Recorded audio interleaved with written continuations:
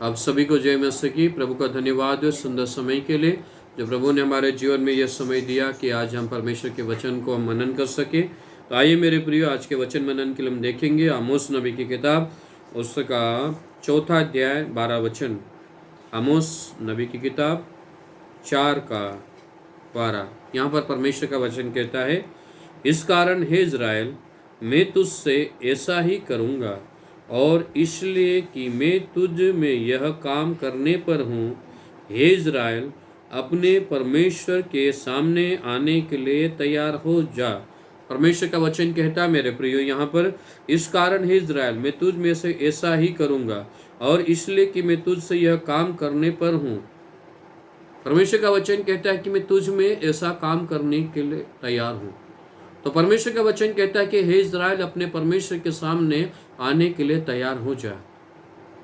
आज मेरे भाई, आज मेरी बहन, प्रभु आपसे बात करना चाहता है, और आज परमेश्वर कहता है, हे मेरे बेटे, हे मेरी बेटी, तू आज खुदा के सामने खड़े होने के लिए तैयार हो जा। उस परमेश्वर के सामने खड़े होने के लिए तू तैयार हो जा, उसके योग्य बन जा।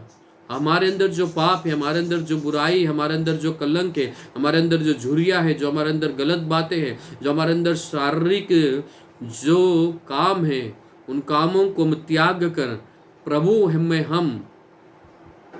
में हम पवित्र बन के उस खुदा के सामने खड़े होने के लिए हम अपने आप को तैयार कर लें। परमेश्वर का वचन कहता है, हे इज़राइल, अपने खुदा के सामने आने के लिए तैयार हो जा। हे मेरे भाई, खुदा के सामने आने के लिए तैयार हो जा। हे मेरी बहन, खुदा के सामने आने के लिए तैयार हो जा। आज खुदा तेरे पास है, पर तू उसके सामने जब खड़ा होगा तो कैसा खड़ा होगा, उसके लिए तैयारी लगेगी। वो राजाओं का राजा, प्रभुओं का प्रभु है। उसके सामने आने के लिए अगर हमारे घर में कोई बड़ा अधिकारी आ रहा है, चाहे मुख्यमंत्री आ रहा है या कलेक्टर आ रहा है या प्रधानमंत्री आ रहा है, उन्होंने कहा कि फलाने दिन इस तारीख को इतने बजे आपके घर में प्रधानमंत्री आएंगे, तो आप उसके सामने खड़े होने के लिए कितनी तैयारी करोगे? अपने आप को तैयार करोगे, अपने घर को साफ सफाई करोगे, आप अच्छे कपड़े पहनकर व्यवस्थित उसके सामने खड़े होने के लिए तैयार होंगे।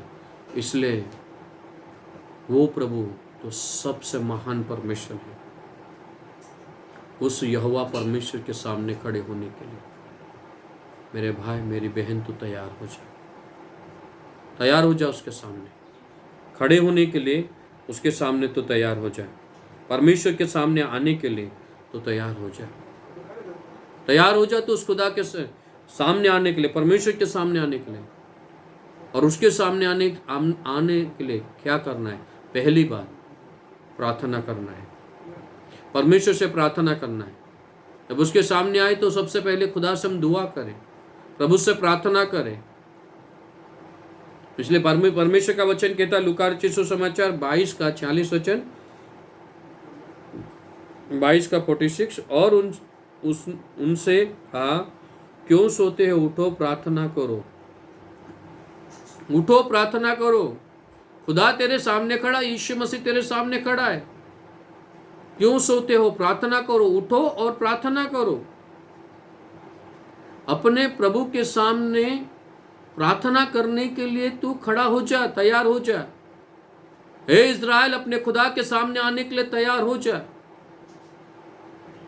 हे मेरे भाई, मेरी बहन, खुदा के सामने आकर दुआ करने के लिए तू तैयार हो जा। तू तैयार रह हमेशा दुआ करने के लिए परमेश्वर यीशु के नाम से। दूसरी बात, वचन पढ़ने के लिए, उसका वचन पढ़ने के लिए तू तैयार हो जा। परमेश्वर का वचन पढ़ने के लिए तू तैयार हो जा। तैयार हो जा उसके लिए, उसके सामने। बाइबल के वचन में भजन संहिता उसका 1 अध्याय और 2 वचन कहता है, परंतु वह तो यहोवा की व्यवस्था से प्रसन्न रहता और उसकी व्यवस्था पर रात दिन ध्यान करता रहता है। उसकी व्यवस्था पर रात दिन हमें ध्यान करना है। उसके सामने आने के लिए हम परमेश्वर के वचन को पढ़कर, अपने अंदर परमेश्वर के वचन को लेकर, उसके वचन को रात दिन मनन करना है। रात दिन मनन करना, जितना समय मिला है उतना तो दुआ कर ले, जितना समय मिला है तो वचन को पढ़ ले, जितना समय मिला है परमेश्वर के वचन को अपने अंदर ले ले तू, ताकि तू खुदा के सामने तो खड़ा हो जाए। तीसरी बात है, उपवास करने के लिए तो खड़ा, उपवास करने के लिए प्रभु के सामने तो खड़ा हो जाए, उसके सामने उपवास। बाइबल के वचन में नहमिया की किताब में बाइबल का वचन कहता है, जब उन इजरा शास्त्री ने जब उन्हें वचन पढ़कर सुनाया तो वहाँ के लोग उपवास के साथ में परमेश्वर से प्रार्थना कर रहे थे। और जब परमेश्वर के वचन को उन्होंने सुना, उन्होंने परमेश्वर ने उनकी प्रार्थना को सुना, उनके उपवास को सुना। नहमिया पहला अध्याय और उसके 4 वचन बाइबल का वचन कहता है, जब नहमिया ने सुना कि वहाँ की जो इजराइल में जो लोग हैं उनकी हालत ठीक नहीं है, तो उन्होंने कितने दिन तक उपवास करता रहा, प्रार्थना करता रहा, और परमेश्वर ने उनके उपवास और प्रार्थना को सुना। और परमेश्वर ने उनकी उपवास प्रार्थना को बाइबल के वचन में इस तरह से वहाँ पे लिखा है, वो उपवास कर कर और प्रार्थना करता रहा, परमेश्वर के सामने वो प्रार्थना करता रहा। और नहमिया ने प्रार्थना किया, परमेश्वर ने दुआ सुना। यहोशापात राजा ने प्रार्थना की, उपवास किया, और परमेश्वर ने उनकी प्रार्थनाओं को सुना। घबरा गया यहोशापात राजा, पर उनको चारों ओर से मुनियों ने घेर लिया, और जब घेर लिया डर गया, घबरा गया। उस समय में उपवास करने लगा और उपवास करके प्रार्थना करने लगा। परमेश्वर ने उनके जीवन में अद्भुत कामों को किया। इसलिए है मेरे बेटे, तो उसके सामने उपवास करने के लिए तैयार हो जा। चौथी बात है, अपने आप को जांचने के लिए तू तैयार हो जा। जब उसके सामने आए तो अपने आप को जांचे, अपने आप को जांचे प्रभु के सामने कि मैं किस तरह से। जब तुम मेज में जाने से पहले, हम लोग हमेशा वो कुरिन्थियों की किताब में से बाइबल के वचन में हमेशा उस अध्याय को पढ़ते हैं। जब हम प्रभु भोज लेते हैं, 11 अध्याय का 23 से हम लोग बार बार उस वचन को पढ़ते हैं। वहाँ पर एक बहुत सुंदर बात लिखी हुई है। परमेश्वर का परमेश्वर का वचन वहाँ पर इस तरह से कहता है, 11 का 31, यदि हम अपने आप को जांचते तो दंड न पाते। हम अपने आप को जांचने के लिए, जब हम बियारी के सामने, जब हम प्रभु भोज लेने के लिए जब हम खड़े होते हैं, पहले अपने आप को जांचे, क्योंकि वो बियारी जब वो उस मेज में आप शामिल हो रहे हैं, वो प्रभु की मेज है। हे इज़राइल, अपने खुदा के सामने खड़ा आने के लिए तैयार हो जाए। और जब मेरे भाई तू उसके सामने खड़ा होता है, उस मेज के सामने खड़ा होता है, तो अपने आप को जांचना कि मुझ में गलती है या नहीं है। और उस पवित्र भोज में जाने से पहले प्रार्थना करना, परमेश्वर से दुआ करना, परमेश्वर से प्रार्थना करना, परमेश्वर से कहना कि खुदा, मेरे जीवन में जो गलतियां है, जो पाप है, उस पाप को तुम मुझसे दूर कर प्रभु, आपके लहू से मुझे धो दे, मुझे पवित्र कर। अपने आप को जांचना। बाइबल के वचन में यहाँ पर इस प्रकार लिखा है कि अगर यदि हम अपने आप को जांचते हैं तो दंड नहीं पाते हैं। अगर हमने अपने आप को जांच लिया तो हम दंड नहीं पाएंगे, दंड नहीं पाएंगे हम लोग मेरे प्रियो। इसलिए परमेश्वर का वचन यहाँ पे कहता है कि हम अपने आप को जांचें। अगर हमने अपने आप को जांच लिया तो दंड से बच गए हम लोग। अगर हमने अपने आप को नहीं जांचा तो दंड आना ही है। और परमेश्वर का वचन आगे परमेश्वर का वचन कहता है कि वहाँ बहुत से लोग निर्बल है, बहुत से सो भी गए और बहुत से लोग सो भी गए। तो परमेश्वर का वचन कहता है मेरे प्रियो, परमेश्वर चाहता है कि हम उसके सामने जब आए तो हम अपने आप को जांचें। जब परमेश्वर के सामने में आए तो अपने आप को तैयार करें। जब परमेश्वर के सामने में आए तो अपने आप को जांचें। जब हम परमेश्वर के सामने आए तो हम दुआ करें। जब परमेश्वर के सामने में आए तो परमेश्वर के वचन का अध्ययन करें। बाइबल को वचन को अब अधिक से अधिक अपने अंदर बसने दे। परमेश्वर का वचन कहता है जब परमेश्वर के सामने हम जाए, उपवास के साथ में जाए, जब परमेश्वर के सामने हम जाए तो अपने आप को जांचते हुए जाए, अपने आप को जांचते हुए जाए। और पांचवी बात है,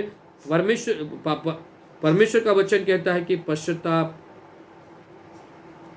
जब उसके सामने जाए तो पश्चाताप करके जाए। क्योंकि परमेश्वर का वचन कहता है, 1 यूहन्ना 1:9 में बाइबल का वचन कहता है, यीशु का लहू हमें सारे पापों से शुद्ध करता है।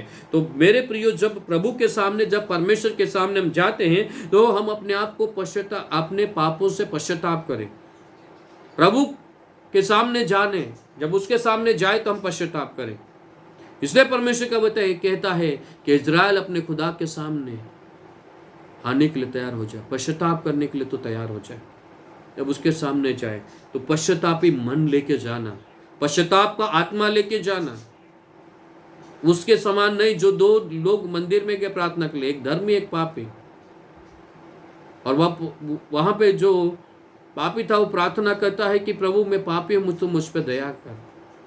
और जो धर्मी वो प्रार्थना करता है कि प्रभु मैं तो एक धर्मी हूं। वो पश्चातापी मन से नहीं गया, और तो जो पश्चातापी मन से गया उसकी दुआ कबूल की गई। तो जब हम प्रभु के सामने जाए तो पश्चातापी मन लेके हम प्रभु के पास में हम लोग जाए। छठी बात है, प्रभु के लिए तैयार हो जाए। प्रभु के लिए हम लोग तैयार हो जाए, हमेशा उसके लिए हम तैयार, उसके लिए तैयार रहे।